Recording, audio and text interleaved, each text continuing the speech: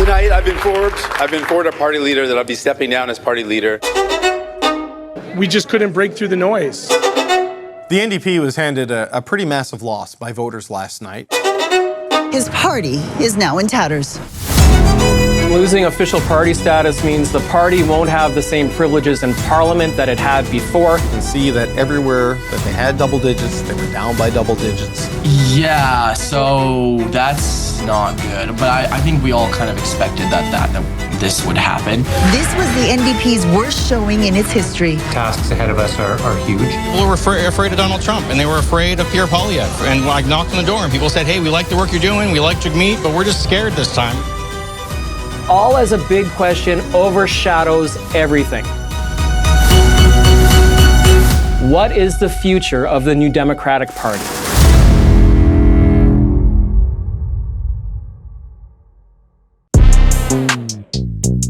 Earlier this year, I spoke with Jagmeet Singh. How are you planning to get things like that done if you don't win? No, I'm not thinking like that. I'm thinking that... So there's no plan B? If I was prime minister, imagine the things we could do.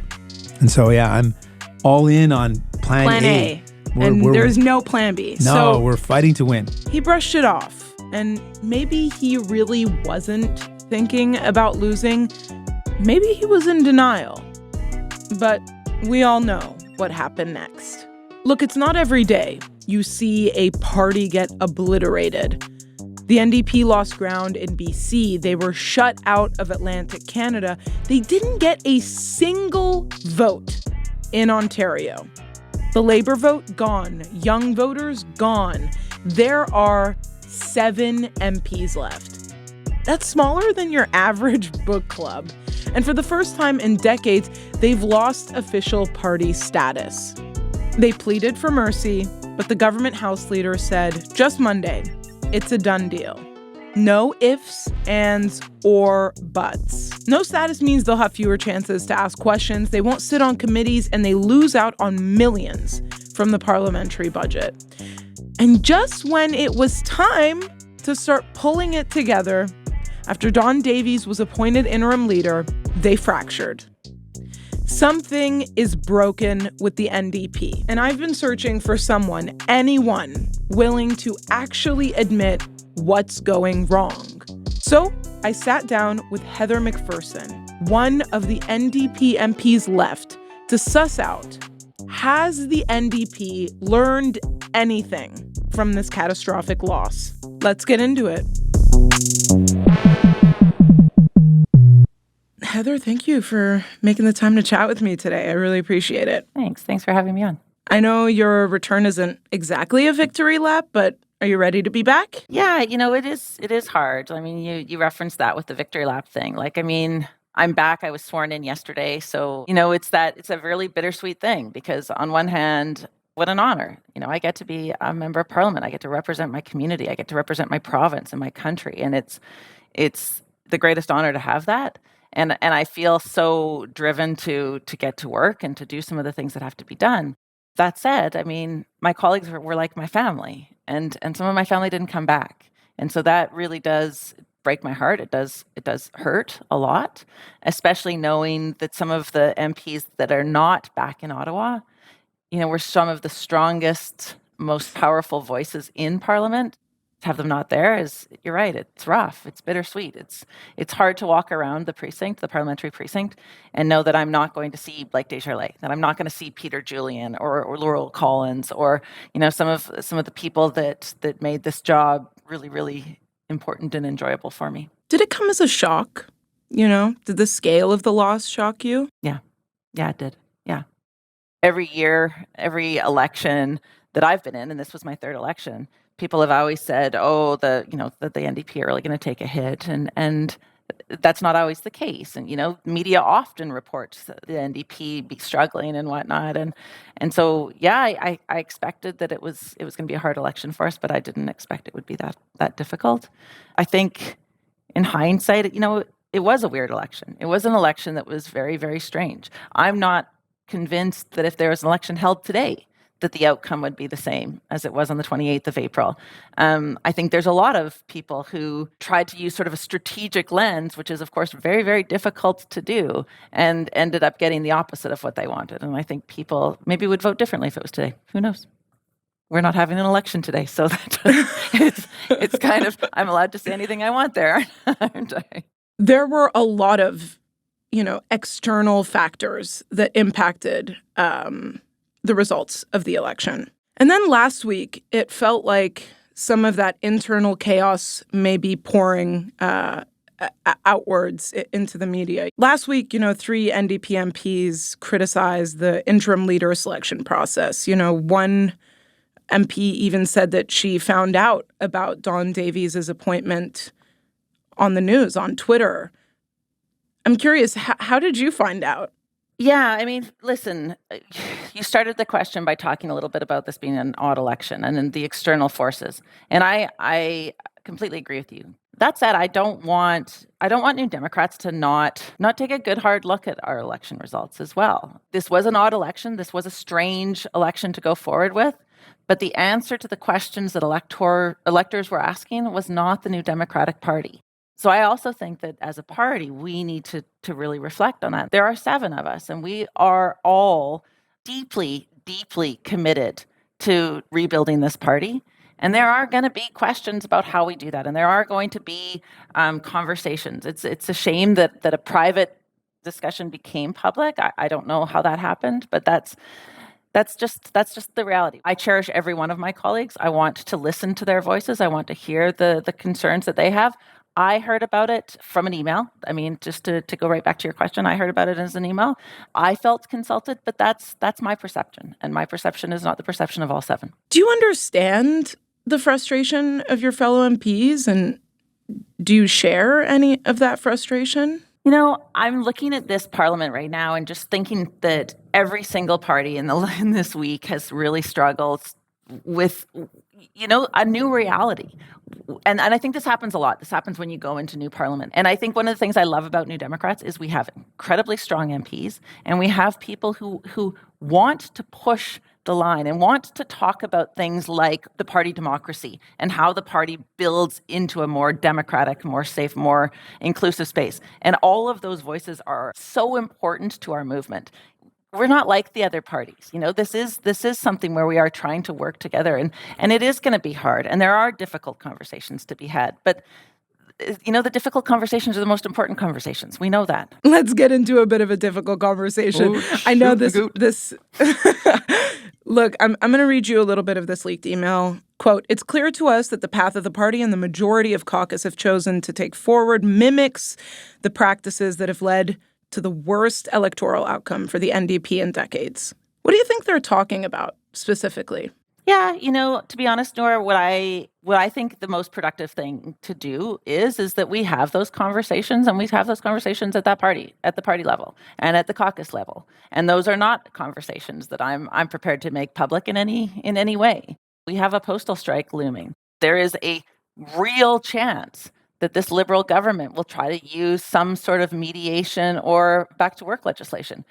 New Democrats are not going to stand for that. So for me, we need to listen to all of the voices within our caucus. We need to be talking to each other. We need to be talking to the party, and all of those processes need to be looked at. And so I don't want to spend this entire time with you just talking about stuff going on within the party, because those are conversations that are happening, and they're very productive. And I'm super proud that I get to be part of a caucus that is so strong and so interested in a democracy going forward. In the last parliament, the 25 New Democrats were able to get the government to do more than hundreds of Conservatives. And that's going to happen again. I hope Canadians recognize the importance of a new Democratic Party, because we don't want a two-party system like the U.S., because we don't want people to be voting for a gross Pierre Poilievre or a slightly, less gross Liberal Party. Those aren't options that we want to be giving to Canadians. I spoke with Jagmeet Singh earlier this year in this very studio, and I asked him, is there even an acknowledgement that something went wrong? You keep telling me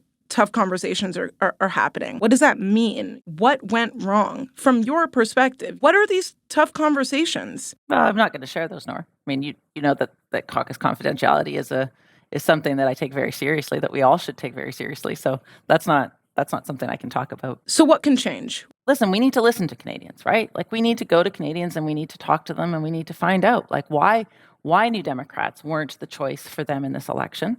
We need to take that seriously. Honestly, I think we need to get back to work and we need to put forward a proposition to Canadians that say Parliament is stronger when there are more New Democrats there holding the government accountable. There were a lot of stuff that we did in that last Parliament, and I was incredibly proud to be part of that Parliament. We were able to achieve a lot as a small fourth party, and we need to figure out a new system. Perhaps, maybe the fact that we're up against a media landscape where the vast majority of people are getting their information from social media platforms that can be bought and sold, and we have a conservative and liberal party with vastly more money than us, means we have to rethink how we do some of that communication and what that looks like. And maybe that means we have to have more face-to-face meetings and get back to some of that grassroots stuff where we talk to folks on the ground and we spend some time rebuilding. For me, that's what needs to happen, because if you are an auto worker in Windsor and you didn't think the New Democrats was your best choice, I need to understand why that's the case, because I can tell you for sure that the Conservatives are not your best choice. That's something I heard come up a lot, the feeling that the NDP has abandoned workers. What are you going to do differently other than, maybe a different media plan? I think we've got to call out the Conservatives for their nonsense. I think we have to be able to be a little bit stronger at saying, these are the folks that vote for back to work legislation every chance they get. These are the folks that will never stand up for you, that actually don't care. I mean, I think we have to make that case to some degree in a much stronger way. But we got to be propositional. Like, we've got to be talking about, what does it mean to protect workers in this country? What does it mean to make sure our EI is reformed? And a lot of the information we're going to get is going to come from talking to people, to get the feedback from people about what they didn't hear from us that they need to hear. And let's look at that and let's figure out what that looks like. Housing. The Conservatives and the Liberals have the exact same plan. And I get it. Like, the Conservatives came up with a plan and the Liberals stole it. And that's what they do. That's fine. But none of it is to make sure that we have affordable, accessible housing. None of it's going to protect renters across this country. In my constituency, folks are getting 300, 400% rent increases. They're going to get kicked out onto the streets. Like, this is nuts. Listen, the New Democrats federally, we have a lot of rebuilding to do. There's no denying that, right? But don't forget that across this country, provincially, we are government in 2 provinces. We are official opposition in Nova Scotia, in Ontario, in Saskatchewan. The biggest opposition ever in the history of Alberta is the New Democrats. So, there is a lot of people across this country that are in our universe that we just have to tell our story to better. I'm glad you brought up Alberta. I'm glad you talked about your constituency, because I want to zoom out a little bit. I've opened up that electoral map. You are nothing but an orange dot in a sea of blue in Alberta. It's actually quite funny to see. What is the federal NDP getting wrong about the prairies? One of my goals when I was first elected is to increase the number of MPs, because frankly, I don't like getting on a plane with a bunch of Conservatives every week. No, that's not right. It's actually because we need more New Democrats in Ottawa. But you get my jokes there. Yeah. That's always been one of my key goals, and I think it takes longer sometimes for New Democrats. Like, we need to put the work in, making sure that we have strong EDAs, so electoral district associations, making sure that we are supporting candidates that are in ridings that maybe won't be successful this election. It's building that up. That's a role that I see for myself. I was, of course, so delighted, and I loved saying we doubled our caucus when Blake Desjardins was elected, because A, he was awesome, but B, we did double our caucus. And I really had wanted to double our caucus again. I'm going to be super blunt here. I cannot believe that Blake Desjardins, the first Métis, Two-Spirit, superstar member of Parliament who did so much work for his community, is being replaced by Kerry Diot. It is a heartbreaking situation that's the reality. I don't know that we're getting it wrong. I think it's going to take some time, and I think it's going to take some effort. In my mind, there isn't a scenario in the world where somebody should in Edmonton be voting NDP provincially and Conservative federally, and yet that's what's happening right now. Do you want to see a federal NDP that is pro-pipeline? I think that all of those conversations are complex. And I think when we don't make them complex, when we think there's a simple answer, I think that's when we get in trouble. A couple things. There's a climate crisis. We cannot continue to burn fossil fuels and expect to meet our emissions targets. On the other hand, I want to be part of discussions that talk about energy sovereignty, and I want to have those conversations in this country. But let's not pretend that this isn't a federated nation, that we don't have to have conversations with the provinces, that the provinces aren't at the table, that Indigenous people are not at the table, that the Indigenous land ownership is not something that we need to be considering. You know, Pierre Poilievre saying he's going to pre-approve energy projects. That's not how that works. That's not how that can work with our constitution and with the way that our country is developed. So I recognize energy sovereignty is very, very important. I recognize that we also, as an Albertan, I'll say this, I'm proud of how Alberta in the past has been able to contribute to this country and to the building of this country. I think that people in Alberta, have concerns about whether or not Ottawa is listening to them, and there's lots of reasons for that. Is Ottawa listening to them? You're there. Is Ottawa listening? One of the things that I find really frustrating is that sometimes Albertans elect conservatives who don't seem to think they have to do any work to earn their vote. And because there aren't very many Liberals there, Liberals don't seem to care about Alberta either. When I was elected in 2019, I was the only non-conservative in Saskatchewan and Alberta. Not just, my dot's small, but think about how small it was there. And I said from the very beginning, my role isn't just to represent Edmonton Strathcona. It has to be to represent the 40% of people who didn't vote for a conservative representative and got me. One of my very first things I did was try to shut down some of the coal mining that's been doing in the Rocky Mountains. Obviously there's no Rocky Mountains or coal mines in Edmonton Strathcona, but the Conservatives aren't going to do that. They're not going to fight for any of the things that Albertans are pushing for. I want to talk a little bit about the leadership race. I heard interim leader Don Davies pledge to kind of have this open grassroots process to shape the party's next chapter. And then I read this piece on the Globe and Mail from party insiders that are suggesting they want a short race, possibly raising the entry fee. So it's kind of a bit of a mixed message here. Well, we haven't determined anything yet, so people can think anything they want. We don't have a race yet. What do you hope it looks like? I think we need to listen to Canadians first. I think pretending that we can go into a leadership race without any sort of conversation on what went wrong in this last election would be a mistake. So I think that needs to start at least. But I think we need to balance that, to be perfectly honest, with the fact that we are in a minority parliament. We may not have the luxury of the time that we would like, and also be ready as New Democrats to make sure that the next parliament is not 7 of us, that the next parliament is 70 of us. What do these consultations with the public look like? Have you had those conversations? I don't know. I don't know what that looks like yet. It's tricky, right? I was elected on the 28th of April. I'm trying to figure out what it looks like to be a caucus of 7. It's a little mayhem, to be honest. We don't have a whips team. We don't have support team. We don't have parliamentary resources. We don't a lot of things are moving, and a lot of those things are pretty unsettled right now. Once we get through those first few weeks, I think then that's when some real work needs to begin. But frankly, there's only so many hours in the day. You've been kind of coy about whether you're going to run for leader. What's holding you back? Well, I don't mean to be coy. What I've said to everyone is that I haven't made a decision. What I've said to everyone is that people have asked me. I'm thinking about it, that it is something I'm considering.